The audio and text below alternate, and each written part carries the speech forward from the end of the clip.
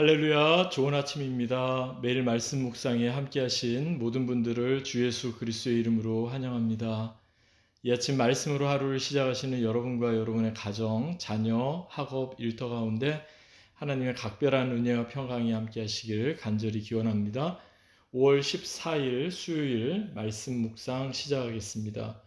오늘 우리에게 주시는 하나님의 말씀, 구약 다니엘서 8장입니다.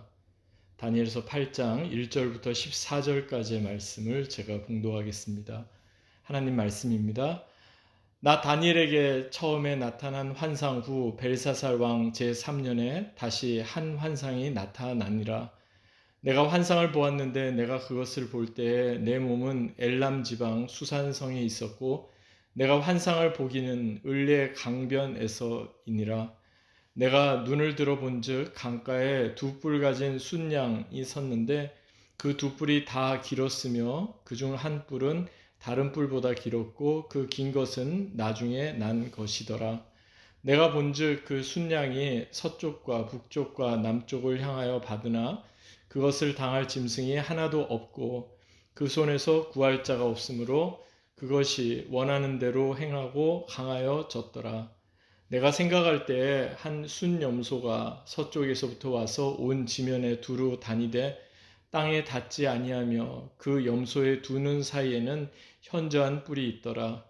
그것이 두 뿔 가진 순양 곧 내가 본 바 강가에 섰던 양에게로 나아가되 분노한 힘으로 그것에게로 달려가더니 내가 본즉 그것이 순양에게로 가까이 나아가서는 더욱 성내어 그 순양을 쳐서 그 두 뿔을 꺾으나 순양에게는 그것을 대적할 힘이 없으므로 그것이 순양을 땅에 엎드러뜨리고 짓밟았으나 순양을 그 손에서 벗어나게 할 자가 없었더라. 순염소가 스스로 심히 강대하여 가더니 강성할 때에 그 큰 뿔이 꺾이고 그 대신에 현저한 뿔 넷이 하늘 사방을 향하여 났더라. 그중 한 뿔에서 또 작은 뿔 하나가 나서 남쪽과 동쪽과 또 영화로운 땅을 향하여 심히 커지더니 그것이 하늘 군대에 미칠 만큼 커져서 그 군대와 별들 중에 몇을 땅에 떨어뜨리고 그것들을 또 스스로 높아져서 군대의 주제를 대적하며 그에게 매일 드리는 제사를 없애버렸고 그의 성소를 헐었으며 그의 악으로 말미암아 백성이 매일 드리는 제사가 넘긴 바 되었고 그것이 또 진리를 땅에 던지며 자의로 행하여 형통하였더라.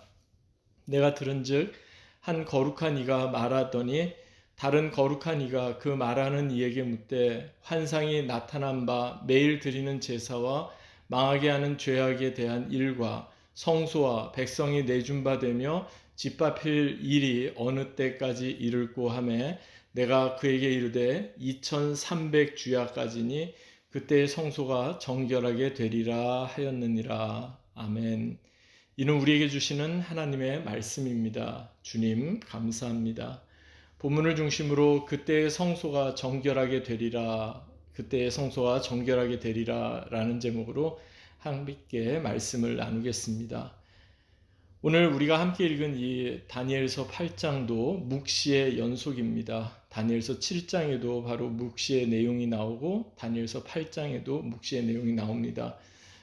특이한 점은 다니엘서 8장부터는 7장까지 아람어로 기록되어 있던 내용에서 이제 히브리어로 기록의 언어가 바뀐다는 사실입니다. 하지만 여러 면에 있어서 오늘 본문인 다니엘서 8장과 다니엘서 7장은 상당히 유사합니다. 처음 도입 부분에서는 하나님으로부터 다니엘이 어떤 묵시, 환상, 이상을 보고 그 후에 그가 본 묵시의 내용이 무엇인지를 이렇게 천사를 통해 설명을 듣는 그런 형식을 따르고 있습니다. 성경에서 천사의 이름이 구체적으로 언급된 것은 아마도 다니엘서가 처음이 아닌가 싶습니다. 다니엘서 8장 오늘 보면 뒤에 나오는 16절에 보니까 천사의 이름이 가브리엘 이렇게 나와 있죠. 그럼 먼저 오늘 본문 시작되는 1절 그리고 2절 한번 보시겠습니다. 다니엘서 8장 1절과 2절 보니까 나 다니엘에게 처음에 나타난 환상 후 벨사살 왕 제3년에 다시 한 환상이 나타나니라. 내가 환상을 보았는데 내가 그것을 볼 때 내 몸은 엘람 지방 수산성에 있었고 내가 환상을 보기는 을레 강변에서이니라 이렇게 말씀을 하고 있습니다. 지금 다니엘이 환상 여기서 이제 묵시라고도 표현하고 있는데 그것이 보여진 때가 벨사살 왕의 3년 때라 이렇게 이야기하죠. 그게 처음 환상이 보여진 때가 벨사살 왕 원년 다니엘서 7장 1절에 그렇게 나오니까요. 그로부터 대략 2년 또는 3년의 시간이 지난 겁니다. 다니엘에게 또 다른 묵시가 보여졌는데 성경학자들은 대략 그 시기가 기원전 551년경이다 이렇게 지금 추정을 합니다. 아직까지 바벨론 제국이 강력하게 세상에 영향력을 끼치던 그런 때였던 겁니다. 특이한 점은 이번 묵시도 환상도 지난번과 마찬가지로 특이한 모양을 한 동물들이 등장합니다. 그리고 그 구체적인 내용이 3절부터 9절까지의 말씀이 자세히 나오는데요. 간략히 그 내용을 요약하면요. 3절에는 두 뿔을 가진 순양이 강가에 서 있었는데 나중에 나온 뿔이 처음 나온 뿔보다 더 길었다 이렇게 표현을 하죠. 그리고 그 두 뿔 가진 순양은 서쪽, 북쪽, 남쪽을 향해서 마구 내리달리며 닥치는 대로 들이받고 닥치는 대로 이렇게 싸움을 걸어오지만 이것을 능히 막아내지 못하고 함부로 행동을 해도 이것을 제지하지 못할 만큼 힘이 강했다 그렇게 말씀합니다.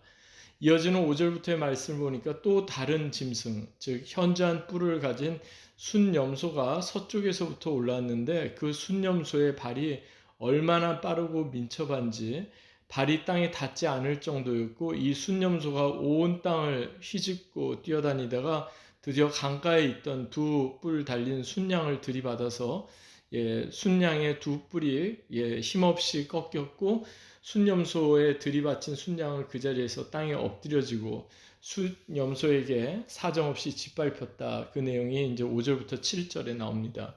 그리고 이어지는 내용, 그게 바로 이제 큰 뿔을 가진 순염소에 관한 내용인데요. 본문 8절 그리고 9절 보시겠습니다. 순염소가 스스로 심히 강대하여 가더니 강성할 때에 그 큰 뿔이 꺾이고 그 대신에 현저한 뿔 넷이 하늘 사방을 향하여 났더라. 그중 한 뿔에서 또 작은 뿔 하나가 나서 남쪽과 동쪽과 또 영화로운 땅을 향하여 심히 커지더니 여기 순염소에 대한 이야기가 쭉 나오면서 이 세상 그 누구도 견줄 수 없는, 대항할 수 없는 그렇게 순염소가 아주 강대해졌다. 그렇게 지금 이야기를 하고 있죠. 그런데 갑자기 그 큰 뿔이 꺾였다는 겁니다.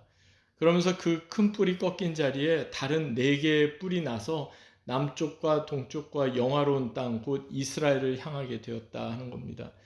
많은 사람들은 이것을 이제 알렉산더 대왕에 이렇게 비유합니다. 실제 알렉산더 대왕의 통치 기간은 매우 짧았지만 알렉산더는 그 짧은 기간 안에 페르시아 원정, 이집트 원정, 시리아 원정, 심지어는 동쪽 끝에 인도 원정까지 다 마무리합니다. 당시 세상의 끝으로 여겨졌던 모든 땅, 그래서 알렉산더는요, 자기가 통치하고 있었을 때 남쪽, 동쪽, 서쪽 다 이렇게 정복하는, 그래서 많은 곳을 이렇게 정복하고 심지어는 유럽과 아시아를 잇는 대제국을 건설했던 그런 인물 아닙니까?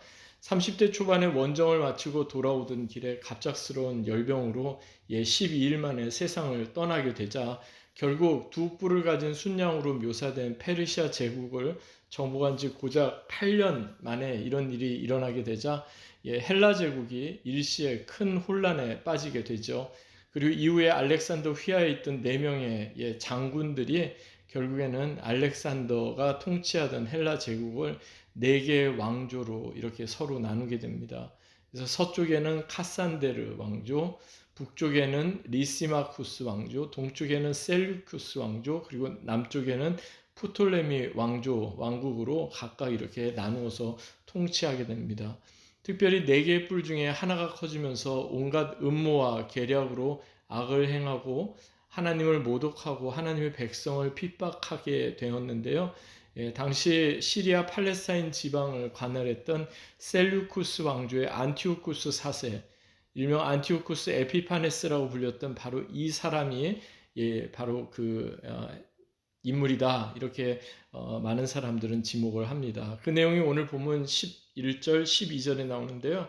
11절과 12절에 이렇게 말씀합니다. 또 스스로 높아져서 군대의 주제를 대적하며 그에게 매일 드리는 제사를 없애버렸고 그의 성소를 헐었으며 그의 악으로 말미암아 백성이 매일 드리는 제사가 넘긴 바 되었고 그것이 또 진리를 땅에 던지며 자의로 행하여 형통하였더라. 매일같이 드리던 제사를 드리지 못했다. 실제 그런 일이 있었습니다. 안티오쿠스 에피파네스, 일명 신의 현현이라는 뜻의 이름으로 불렸던 이 안티오쿠스 4세는요, 자신의 이름을 에피파네스로 이렇게 고쳤고요. 이 본문 11절, 12절에서 언급한 것처럼 예루살렘 성전에서 매일같이 하나님께 드리던 성전 제사를 금하였으며 성전의 제물을 헐고 그 대신 제우스 신상을 그곳에 세우게 됩니다. 심지어는 율법에서 부정한 짐승으로 여겨지던 돼지를 제물로 바치기까지 이릅니다. 이러한 일이 2300주야 동안 계속될 거다 본문 말씀하는데요. 실제로 주전 170년부터 163년까지 정확히 6년 4개월 동안 이러한 일이 일어났던 겁니다.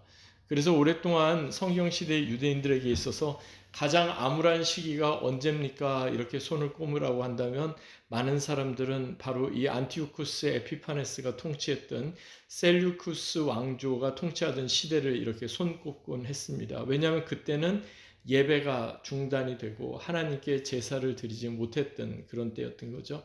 그런데 이렇게 사악한 안티오쿠스 에피파네스가 마지막에 어떻게 생을 마감했는지 아십니까? 뒤에 나오는 25절에 보니까 그는 사람의 손에 죽임을 당하지 않고 주전 163년경에 갑작스러운 화병으로 세상을 떠난 것으로 그렇게 전해지고 있습니다. 그리고 그의 죽음으로 인해 심각하게 훼손되고 더럽혀졌던 예루살렘 성전이 다시금 회복되어 하나님께 봉헌하게 되었던 걸 봅니다. 이것을 기념하여 오늘날까지도 유대인들은 일명 한우카, 빛의 명절이라는 뜻의 수전절을 이렇게 지켜오게 된 거죠. 하지만 하나님께서 다니엘에게 보여주신 묵상 또 환상의 내용은 단지 앞으로 몇 년 있다가 아니 몇십 년 있다가 이스라엘 땅에 이런 역사적인 일이 일어났다 이것만을 알려주는 게 전부는 아니었습니다. 이거보다 사실 더 중요한 일이 있는데요. 그것은 서두에서도 말씀드린 것처럼 지금 우리는 하나님의 말씀 앞에서 이것을 어떻게 받아들이고 어떻게 반응하며 또한 어떻게 결단해야 하는가 하는 부분일 겁니다. 여러분 어느 때 이런 일이 있겠사오며 또 주의 임하심과 세상의 끝에 무슨 징조가 있겠습니까? 라며 예수님께 종말의 때를 물었던 그 제자들에게 예수님이 뭐라고 말씀하십니까?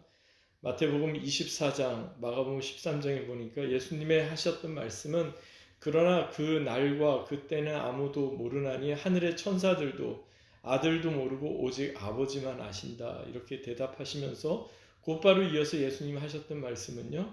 그러므로 깨어있으라. 어느 날에 너희 주가 임할런지 너희가 알지 못함이니라. 이렇게 말씀하지 않았습니까? 마지막 때를 살아가는 우리, 종말의 때를 살아가는 우리에게 있어서 정말 가장 중요한 것은요. 바로 깨어 있는 것입니다. 그때가 어느 때인지 알지 못하지만 지금이 곧 예수님을 만나고 지금이 곧 주님 앞에 서는 때라는 그러한 마음으로 영적으로 깨어 있는 것입니다. 그리고 이 마지막 때를 준비하는 것은 막연한 미래를 준비하는 게 아니라 바로 지금 우리에게 주어진 현재의 시간에 준비하는 것이 되어야 합니다. 왜냐하면 하나님의 시점은 항상 현재 시점이고 현재 시제에 집중되어 있기 때문에 그렇습니다. 하나님의 역사하심도 마찬가지입니다. 과거에 역사하셨던 하나님, 앞으로 장래에도 역사하실 하나님.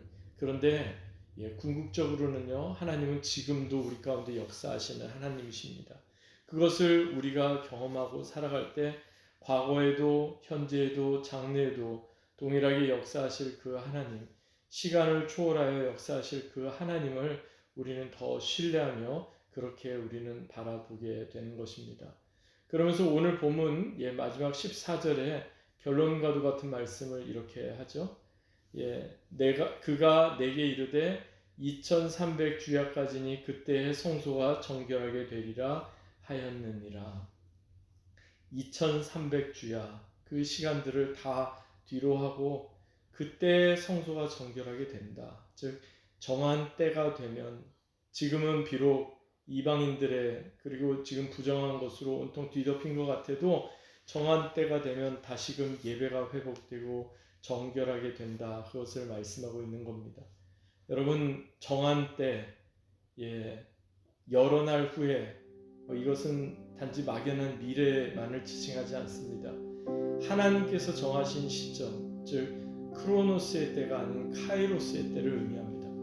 그때가 되면, 즉 그것이 과거의 언제 또는 미래의 막연한 시간이 아니라 하나님이 역사하시는 바로 그러한 때가 되면 하나님의 백성들이 온전히 회복됩니다. 또한 하나님께 드리는 예배가 온전히 회복됩니다. 그리고 그때가 되면 하나님의 거룩한 성품인 그 온전한 거룩함이 또한 회복될 것입니다. 이것을 오늘 본문에서는요, 그때 성소가 정결하게 된다, 이렇게 지금 표현하고 있는 것입니다. 사랑하는 여러분, 하나님께서 정하신 그때, 하나님께서는 조금도 차질 없이 하나님께서 역사하시고 약속하시는 모든 것을 이루어 가실 것입니다. 이러한 믿음으로 오늘도 이 말씀 붙잡고 믿음으로 승리하는 저와 여러분 되시기를 주 예수 그리스도의 이름으로 간절히 축원합니다. 아멘. 기도하겠습니다. 하나님 아버지, 하나님께서 정하신 그때 이르기까지 오늘 우리에게 허락하신 오늘 하루도 믿음으로 또 말씀 붙잡고 승리하는 귀하고 복된 하루 되게 하옵소서. 감사드리며 살아계신 주 예수 그리스도의 이름으로 간절히 기도하옵나이다. 아멘. 오늘도 주님과 동행하시는 복된 하루 되시기 바랍니다. 주의 이름으로 축복합니다.